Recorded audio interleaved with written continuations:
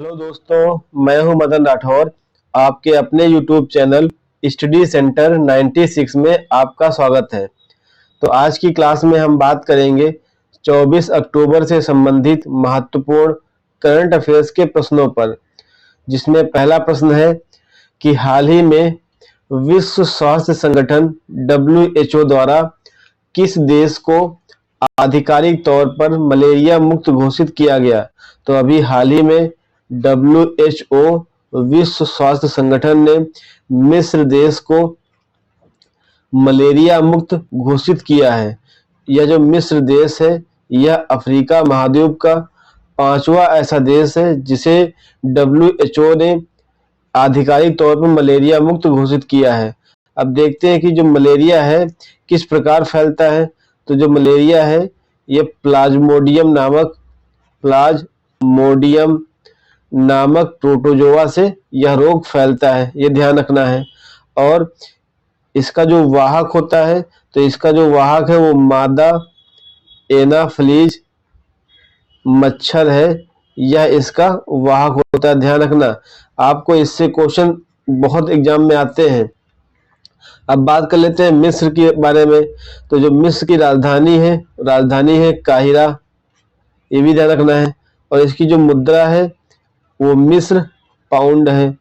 जो मिस्र की राजधानी काहिरा है यह नील नदी पर स्थित है। नील नदी पर स्थित है जो अफ्रीका महाद्वीप की सबसे लंबी नदी है। साथ ही यह जो नील नदी है दो नदियों से मिलकर बनी है, एक है ब्लू नील नदी और एक है व्हाइट नील नदी। इन नदियों से मिलकर बना है, ये भी ध्यान रखना है। अब बात कर लेते हैं WHO के बारे में। तो WHO की स्थापना हुई थी 7 अप्रैल 1948 को, जिसके संदर्भ में 7 अप्रैल को प्रतिवर्ष विश्व स्वास्थ्य दिवस मनाया जाता है। और जो WHO है इसका मुख्यालय जो है वो जिनेवा में है। आपको बता दें जितनी इंफॉर्मेशन मैंने आपको दी है आपको 100% इससे क्वेश्चन देखने को मिलेगा। तो प्लीज इसको ध्यान से देखें और साथ ही वीडियो को देखने के साथ हमारे वीडियो को लाइक भी करें और एक दूसरे को शेयर भी करें। तो हमारा सही उत्तर हो जाएगा ऑप्शन ए। अगला प्रश्न है कि वर्ष 2026 के राष्ट्रमंडल खेल या कॉमनवेल्थ गेम्स का आयोजन कहाँ किया जाएगा। तो आपको बता दें कि अभी हाल ही में जो कॉमनवेल्थ गेम्स जो 2026 में होने हैं, इनके कार्यक्रम की भी घोषणा कर दी गई। और घोषणा में यह कहा गया कि जो कॉमनवेल्थ गेम्स हैं या कह सकते हो जो राष्ट्रमंडल खेल हैं, इसमें कंफ्यूज नहीं होना है। कॉमनवेल्थ गेम्स को ही हिंदी में राष्ट्रमंडल खेल कहते हैं। तो इसके आयोजन के संदर्भ में कि इसका आयोजन कहाँ किया जाएगा और किस तिथि के बीच में किया जाएगा, इसके संदर्भ में एक घोषणा की गई है। तो आपको बता दें कि जो कॉमनवेल्थ गेम्स है इसका आयोजन ग्लासगो ब्रिटेन का एक शहर है। ग्लासगो जो COP26 हुई थी जलवायु परिवर्तन से संबंधित COP26, वो ग्लासगो में आयोजित की गई थी।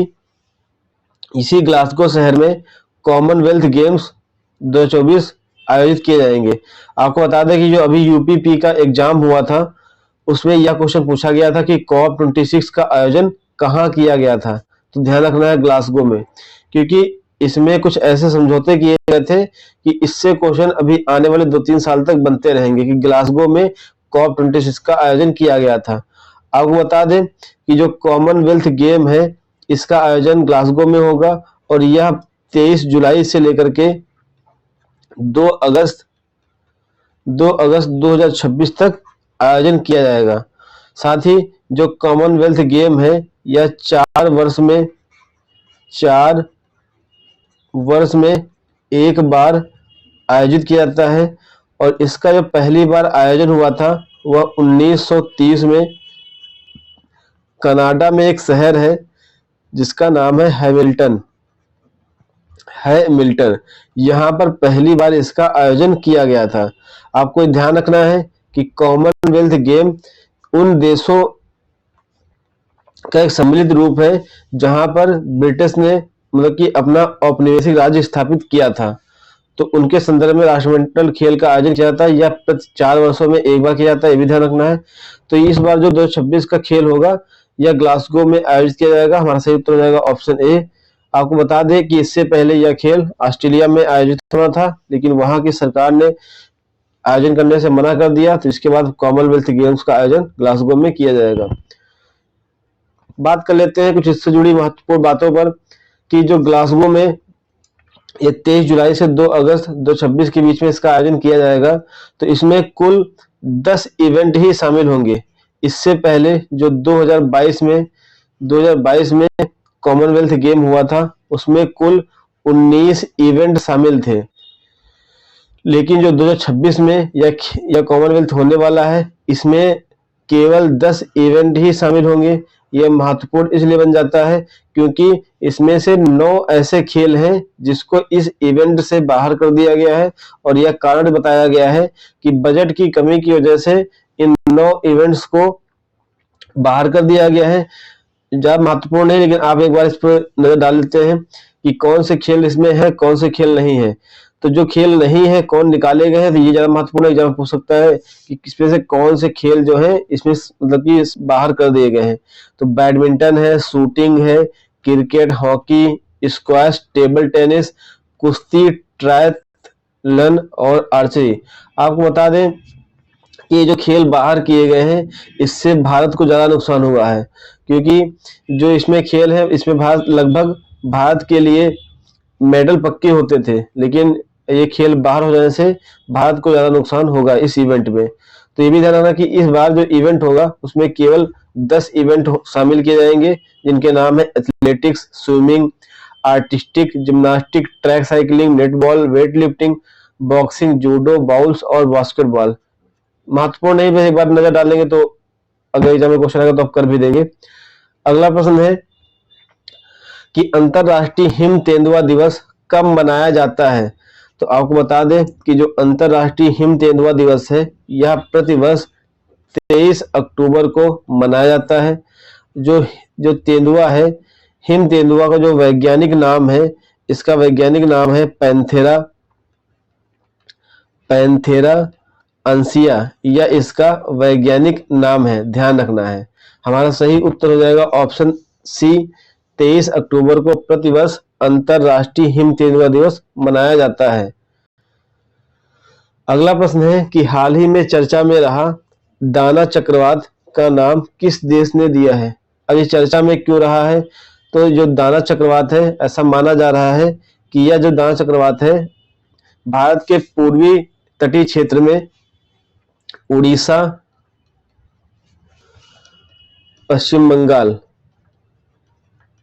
ऐसा माना जा रहा है कि जो चक्रवात है उड़ीसा और पश्चिम बंगाल से टकराने वाला है। तो इनके जो तटीय क्षेत्र हैं जहां पर ऐसी मतलब कि जोखिम की संभावना है, तो वहां के क्षेत्र खाली करा लिए गए हैं। वहां के जो भी मतलब रेस्टोरेंट वगैरह हैं, जो भी और भी चीजें हैं, सब बंद करा दी गई हैं। तो हमारे लिए यह महत्वपूर्ण बन जाता है कि जो दाना चक्रवात है इसका नामकरण किसने किया है। तो इसका जो नामकरण किया गया है सऊदी अरब देश के द्वारा इसका नामकरण किया गया है, और इसकी जो उत्पत्ति हुई है वो बंगाल की खाड़ी में अंडमान सागर है, यहाँ पर इसकी उत्पत्ति हुई है।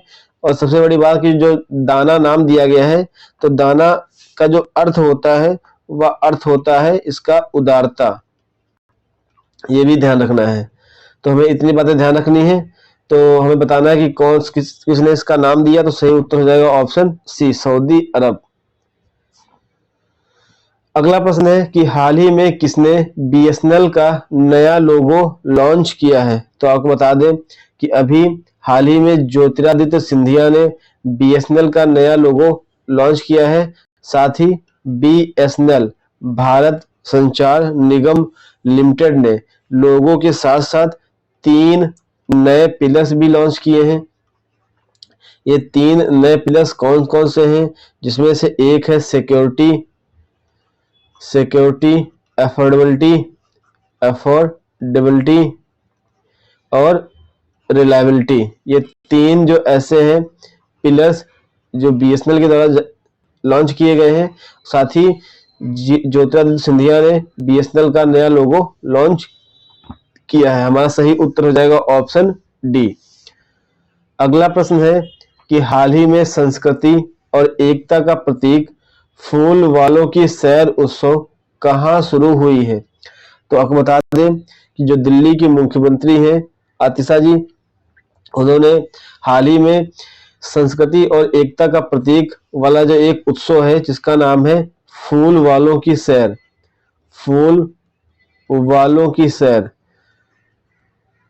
तो इसकी शुरुआत जो की गई है नई दिल्ली में की गई है। हमारा सही उत्तर हो जाएगा ऑप्शन डी। ध्यान रखना है कि जो यह फूल वालों की सैर, तो ध्यान रखना है कि यह क्या है। तो यह संस्कृति और एकता का प्रतीक के लिए एक उत्सव है। तो एग्जाम में क्वेश्चन ऐसे पूछ देगा कि फूल वालों की सैर का संबंध किससे है, तो बोल देगा संस्कृति और एकता का प्रतीक से, बोल देगा जलवायु परिवर्तन से या आर्थिक व्यवस्था से, ऐसे ऑप्शन दे देगा, कंफ्यूज हो जाएंगे। तो ध्यान रखना है कि फूल वालों की सैर जो है इसका संबंध किससे है। तो इसके यह एक संस्कृति और एकता का प्रतीक वाला एक उत्सव है। जिसमें अगला प्रश्न है कि हाल ही में 24वीं राष्ट्रीय पैरा स्विमिंग चैंपियनशिप्स कहाँ हुई है? तो आपको बता दें कि जो ये 24वें नंबर की राष्ट्रीय पैरा स्विमिंग चैंपियनशिप हुई है, इसका आयोजन गोवा में किया गया है। और इस प्रतियोगिता में जो जिया रॉय हैं, जिया रॉय ने 3 गोल्ड मेडल जीते हैं, 3 गोल्ड मेडल जीते हैं। और ऐसा करके उन्होंने इतिहास रच दिया है कि एक ही राष्ट्रीय पैरा स्विमिंग चैंपियनशिप में 3 गोल्ड मेडल जीते हों। तो हमारा सही उत्तर हो जाएगा ऑप्शन ए। गोवा में जो 24वें नंबर की राष्ट्रीय पैरा स्विमिंग चैंपियनशिप हुई है उसमें उसका आयोजन गोवा में किया गया है। अगला प्रश्न है कि हाल ही में कालिदास सम्मान पुरस्कार के लिए किसे चुना गया है? तो आपको बता दें कि अभी हाल ही में मध्य प्रदेश सरकार ने रघुपति भट्ट जी को उनके चित्रकला के क्षेत्र में योगदान के लिए,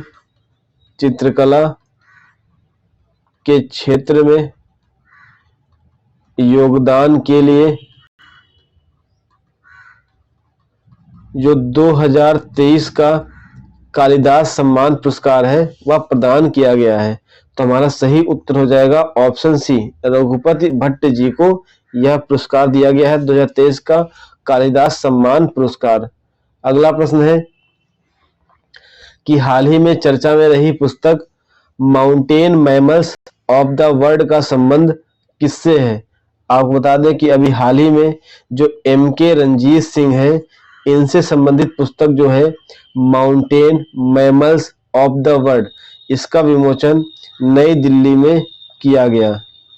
ध्यान रखना है, हमारा सही उत्तर हो जाएगा ऑप्शन ए।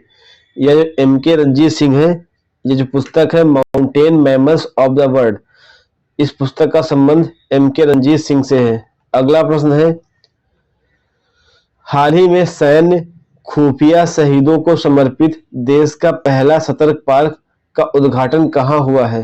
तो आपको बता दें कि जो देश का पहला सतर्क पार्क है इसका उद्घाटन महाराष्ट्र में किया गया है।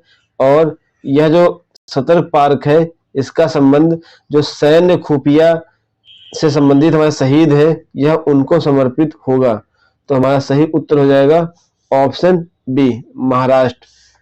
तो दोस्तों यह आज की करंट अफेयर की क्लास थी। अगर यह क्लास आपको अच्छी लगी हो तो वीडियो को लाइक करें, चैनल को सब्सक्राइब करें और वीडियो को अधिक से अधिक शेयर करें। धन्यवाद दोस्तों।